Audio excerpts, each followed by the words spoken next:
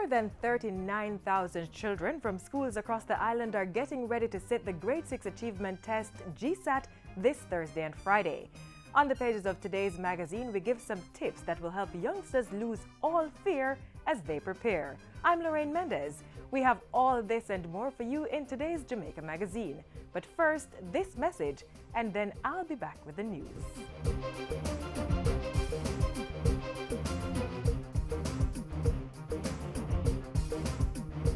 Understand you might not always agree, but you can respect somebody else's view. Respect my lad. Respect my dad. Yeah, man, respect. It doesn't take anything to be respectful. And you can never tell the impact you will have just by saying, good morning, please, thank you. Respect.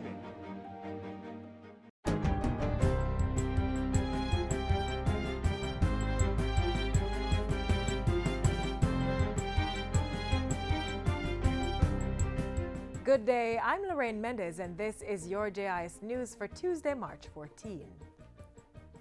Finance Minister Audley Shaw says government plans to discontinue withdrawing funds from the National Housing Trust, NHT, to finance the budget.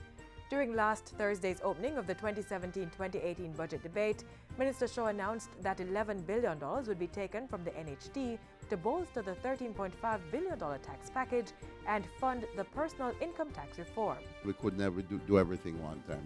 It would have been fiscally irresponsible for us to seek to virtually double the tax package in order to cease taking from the National Housing Trust at this time. Minister Shaw was responding to questions posed at a post-budget media briefing Monday.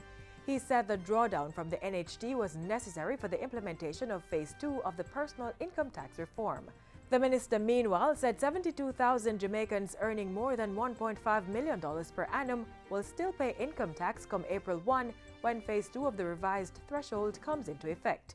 He reminded that 397,083 persons listed on the tax roll will cease to pay personal income tax. The goal of the personal income tax reform was therefore to reduce the tax burden on those overburdened PIT payers, while at the same time rebalancing the overall tax burden towards consumption or indirect taxation. Jamaicans enrolled at the East Street Kingston branch of the Jamaican Foundation for Lifelong Learning, JFLL, are to benefit from an $18.2 million upgrade of the facilities. The 6-month project will see the construction of 3 additional classrooms, 2 restrooms, and a staff room at the Adult Education Center. Funding for the upgrade is being provided by the Japanese government's Grant Assistance for Grassroots Human Security Projects initiative. At Sunday's contract signing, Education Minister Senator Roel Reid said the project was a timely one due to the increasing demand for the services of the JFLL. And with the introduction of the JFLL's High School Diploma Equivalency program, there has been a spike in the number of adult learners from outside the targeted zone who want to be registered at the center. The Ministry of Education, through the National Education Trust, also signed a $24 million grant agreement with the Japanese government to renovate 2 primary schools. Highgate Primary and Junior High School in St. Mary received $14 million to fund the construction of 2 new classrooms to alleviate overcrowding, while the $10 million to Middleton Primary from St. Thomas will facilitate the construction of a kitchen and cafeteria. This partnership is aimed at meeting primary education needs at schools and particularly those schools with greatest need. And this has resulted in the net secure and sever grants under the Grassroots Human Security Project. Jamaica has a great potential for advancing its further economic and social development as a progressive nation. It is why we are working with teachers and staff at your respective schools, as well as personnel from the Ministry of Education, to provide you with better school environment. In other news, the justice system is being improved to ensure the timely delivery of cases within the courts. Justice Minister Delroy Chuck says come April 1, 17 posts will be made available at the Office of the Director of Public Prosecutions to increase the number of prosecutors. Mr. Chuck says the number of parish court judges will also be increased from 55 to 70, while the appeal court will see an increase to 12 judges from the current 7. If we can get criminals dealt with in a timely manner, we send the right signal. If you do wrong, you serve the time, or pay the fine. Minister Chuck made the statements while addressing the Northern Regional Training of Justices of the Peace in Oteria, St. Anne on Friday. And finally, the Justice Ministry is partnering with the National Integrity Action NIA to minimize the level of corruption affecting the country. Portfolio Minister Delroy Chuck says stemming corruption requires a collaborative approach. It must get into the heart and minds of every single Jamaican that corruption is not beneficial. It is a plague on communities. It deprives communities of needed services. It causes contractors to perform poorly. It causes policemen to undermine the integrity of citizens. It causes politicians to be overly greedy. It causes all of our citizens to lose. Minister Chuck was addressing Friday's launch of the Northern Regional Training of Justices of the Peace in St. Anne. Arguing that stemming corruption required a collaborative approach, the minister called on JPs to assist in tackling the issue.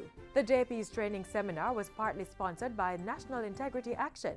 The NIA also recently assisted with the training of public officials, faith-based organizations, and students across all education levels to combat corruption. Additionally, the NIA is collaborating with government bodies such as the Office of the Chief Justice, Court Management Services, and the Jamaica Constabulary Force.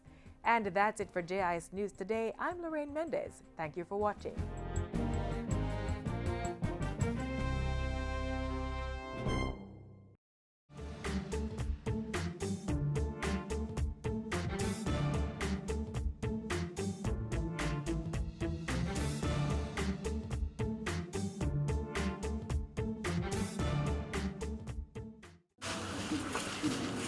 Nicky baby, come here. You understand, so I have to send you to your auntie so you can go to school and turn out better than me.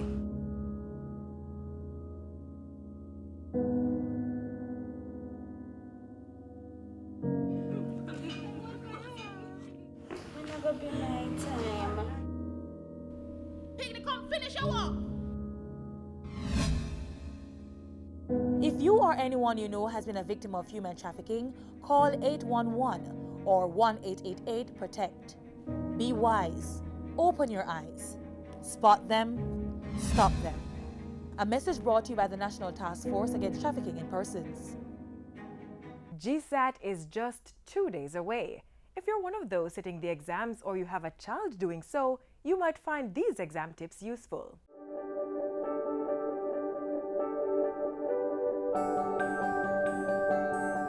It's that time again when thousands of youngsters across the island are in high preparation for the Grade 6 Achievement Test, GSAT. Last year this time, young Jonathan Morgan, while at Hosanna Preparatory in St. James, was putting in last-minute work in order to be ready. Well, it paid off. He scored 100% in all 5 papers. For me, it was really rough. It took a lot of hard work, and I'm a person who likes to relax a lot. So, for someone who likes to chill out, what strategies did Jonathan use to come out on top? Studying for me was about finding the right studying method. So what I would normally do is, when I come home from school, just read over my notes a couple times. I would most times read it aloud because I'm primarily an auditory learner. So I would read it aloud first, then explain it to myself mentally, and then explain it out loud, and that would help a lot. As an auditory learner, or one who learns best by listening, that was Jonathan's approach to studying at home. What strategies did he use in the classroom?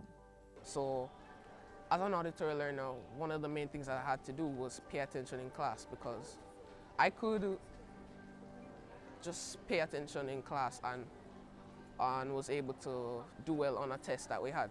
I didn't really, I'm not a person who likes to read. I prefer someone reading to me. We caught up with another top GSAT performer for 2016, Jessica Sims, a former student of St. Richard's Primary. She found out that her learning style was mostly kinesthetic. That is, she learned best while carrying out physical activities. I learn faster while moving around. So sometimes I sketch and I learn faster by doing that. The most important thing to do is use a highlighter when studying to highlight keywords in your studies or book. I also made side notes, like to summarize everything. Sometimes I twirl my hair, and like I'm more engrossed in my studies when I do that. And I also made a schedule per week.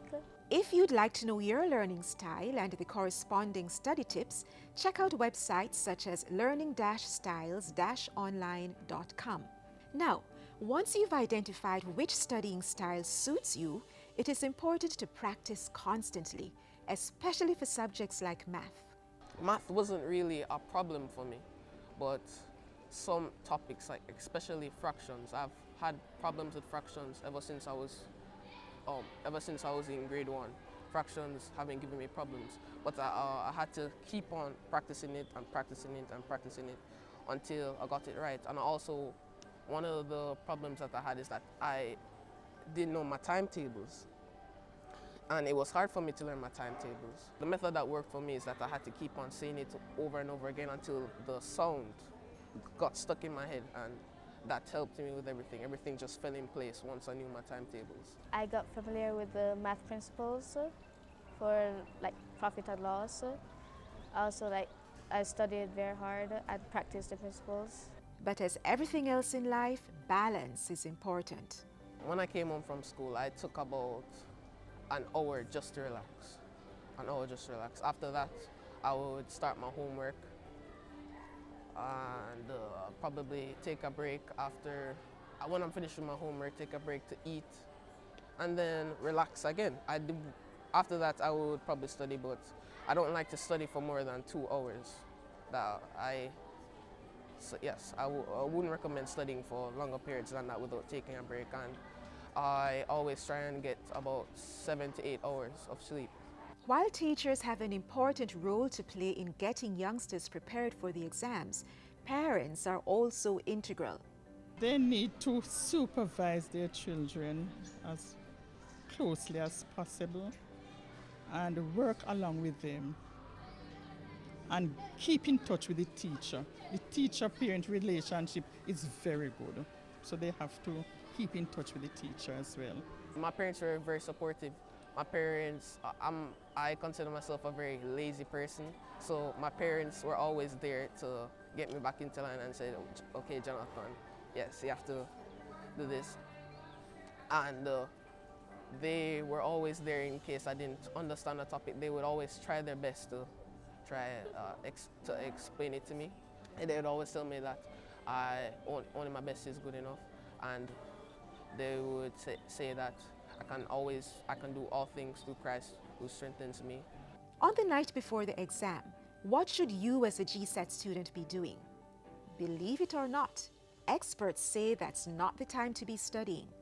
The night before exam, I would advise them to just relax, watch movie or something like that, play their favorite game, just relax. Right now you're just preparing mentally. You need to be as calm as you can. Just always remember that just do your best. Only your best is good enough. On the day of the exam, here are some helpful tips. Check over, recheck, check again. That's when you're going to see the mistakes that you made. That's when you're going to think twice about the answer that you put down. Time management is very important. And also the proper nutrition is also important. I would advise parents do not give them things like soda to drink. It is not healthy. I stayed calm. I would breathe that deeply. So there you have it. You can master GSAT. It's just a healthy mix of applying the study style that suits you best, practice, balance work with play, and on exam day, check your work carefully. But the most important takeaway is to remain calm. Just give it your best.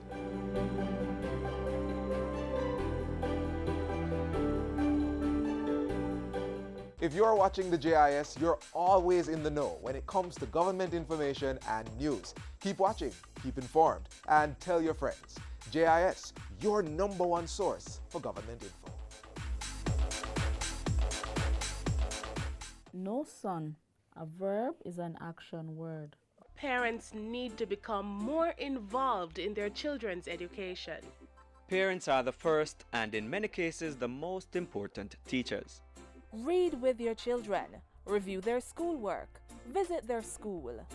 Tapping and rapping and slapping, I said. Nice. High five. Woo! A good education will never decay. Did you know that colon cancer is the third most common cause of cancer-related death among Jamaican men and women? And did you know that with screening you can prevent the development of colon cancer? Hear more from gastroenterologist Dr. Mike Mills. The gastrointestinal tract is a system of organs working together to support the human body. It takes food, digests it, absorbs energy and nutrients, and then removes waste through urine and feces. The esophagus, stomach, pancreas, liver, and colon are all part of this system, and studies show that cancer of these vital organs are becoming increasingly common in Jamaica. One of the leading causes of death among Jamaican men and women is colon cancer.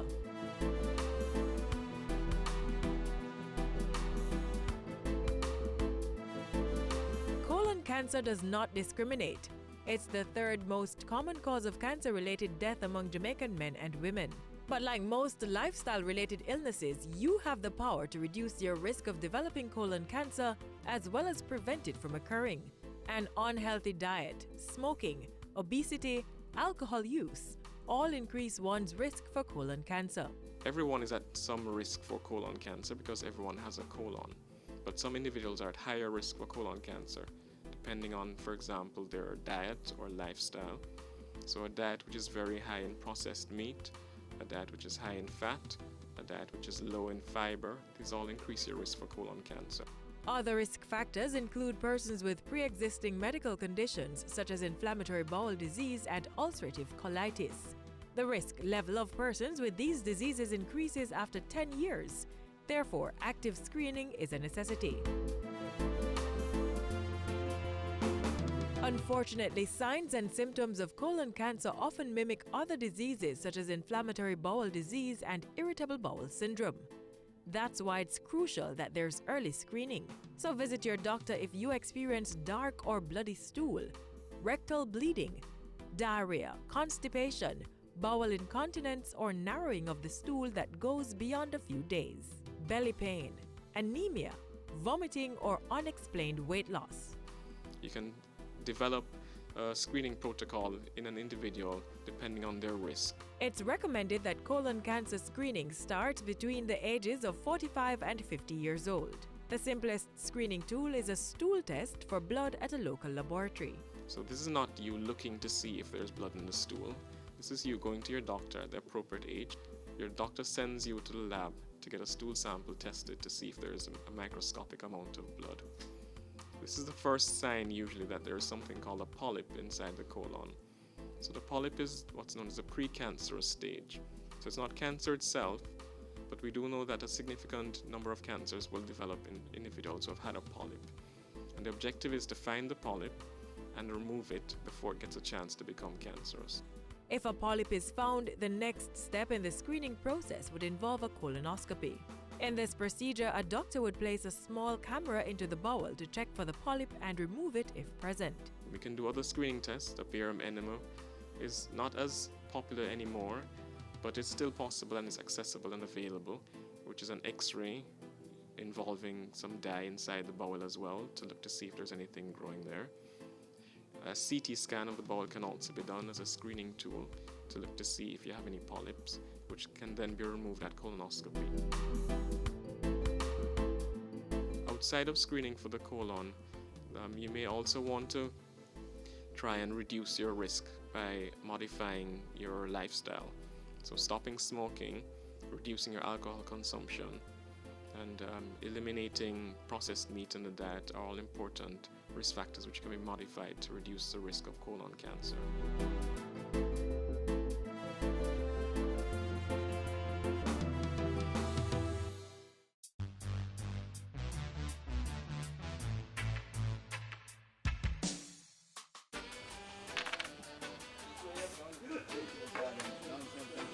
Mr. God, You know, I didn't want to ask you this question a long time. Do you have a GSAT card? You know, if you have a GSAT card, it can save you lots of money when you go to the pharmacy. Man, certainly, man. I have my own GSAT card, man. I've had it for quite some time now. That's helped me tremendously with my health condition. That's nice. Senior citizens on the Jamaica Drug for the Elderly program. Take your card to participating government or private pharmacies that display the GSAT sign. Then collect your monthly supply of approved drugs for the chronic illnesses covered by the program.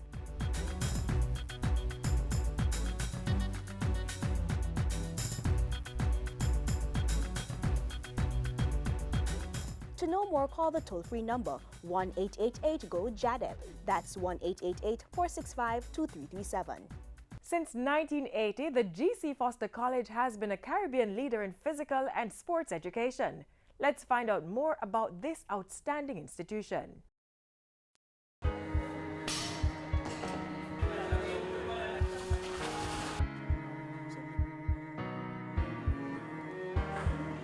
Conditioning the body and mind, contributing to holistic development. This can be your experience at the G.C. Foster College of Physical Education and Sport, the only institution of its kind in the English-speaking Caribbean.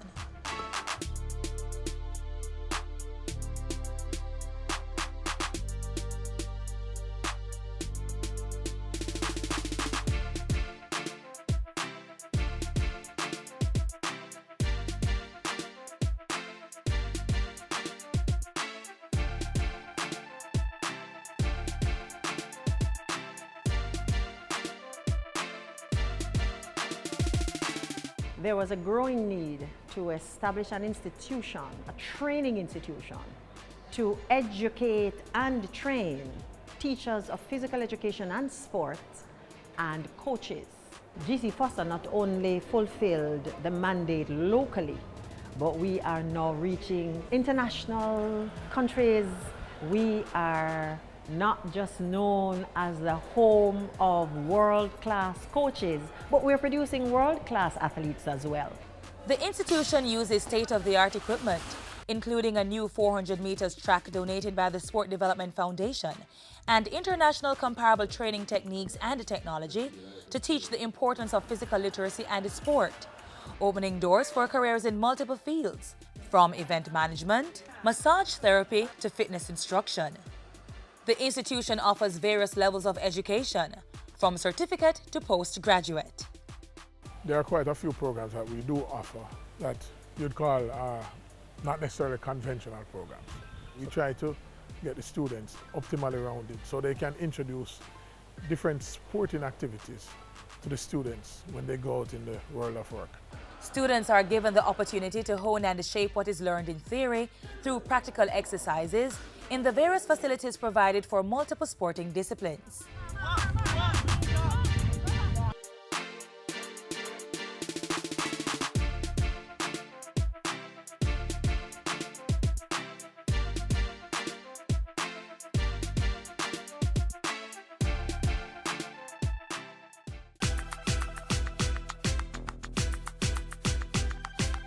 For the past 36 years, the G.C. Foster College of Physical Education and Sport, with its well-trained staff, has been providing Jamaica and the world with physical education and sports specialists. G.C. Foster laid the foundation for a scientific understanding of the sports, science and its various disciplines, track and field, football, volleyball, basketball, and so on. It also laid the foundation for emotional support in terms of understanding human behavior, learning how to deal with situations that are quite common to group dynamics. The college facilitated my preparation as a referee because of the numerous fields, so I use it to train to keep up my fitness level. It's not very easy over here, but it basically helps you to become a mentally and physically tough person. Nothing in life comes easy, and you have to work whatever it is that you want. They have given me the platform to train and education and to work. So I'm really grateful for the opportunity that they have blessed me with. At the G.C. Foster College of Physical Education and Sport, you can find your place on the field, track, court, in the pool, ring, over the table, across the net, or at the front of the class. The G.C. Foster College of Physical Education and Sport, a world-class training institution.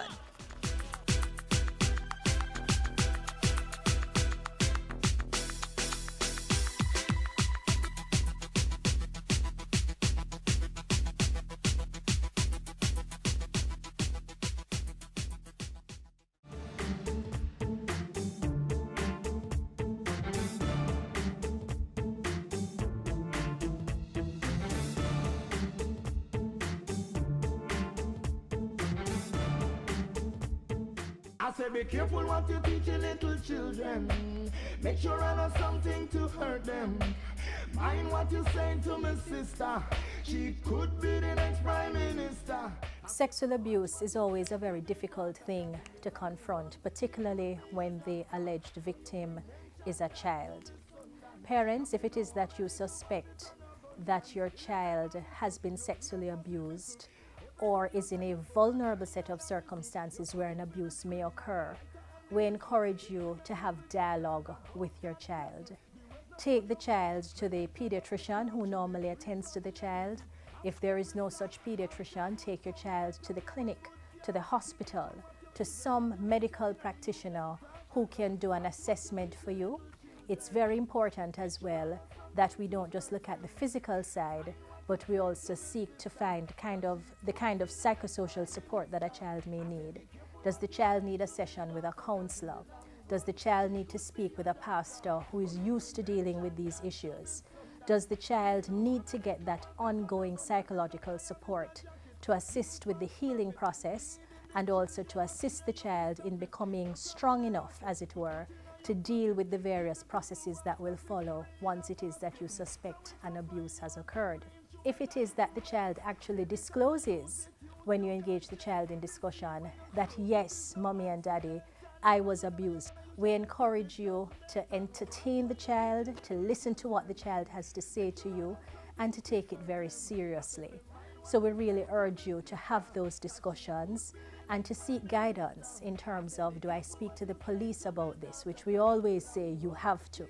Because once a child has been sexually abused, it's a criminal matter, and it means that once at all possible, the child should be assisted to go through the processes so that the perpetrator can in fact be held accountable. Support your child and let them understand in very clear terms that they are not the cause or the reason for this abuse having been perpetrated. But the most important element is to support them, get them access to the services that they need, and give them a chance to have you give them that listening ear. For these tips and of course any other information that deals with children, that is anyone under 18 years, please feel free to contact the Office of the Children's Advocate. We're at 72 Harbour Street, downtown Kingston, and our numbers are 948-1134, or website www.oca.gov.jm. Thank you. Watch what you teach your little children. Make sure I know something to hurt them. Mind what you saying to my sister, cause she could be the next prime minister.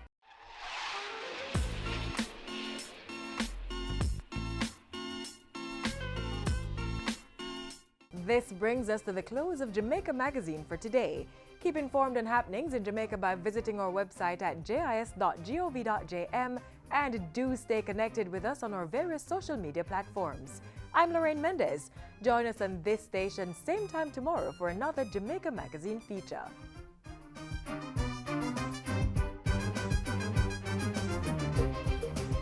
This has been a production of the Jamaica Information Service, the voice of Jamaica.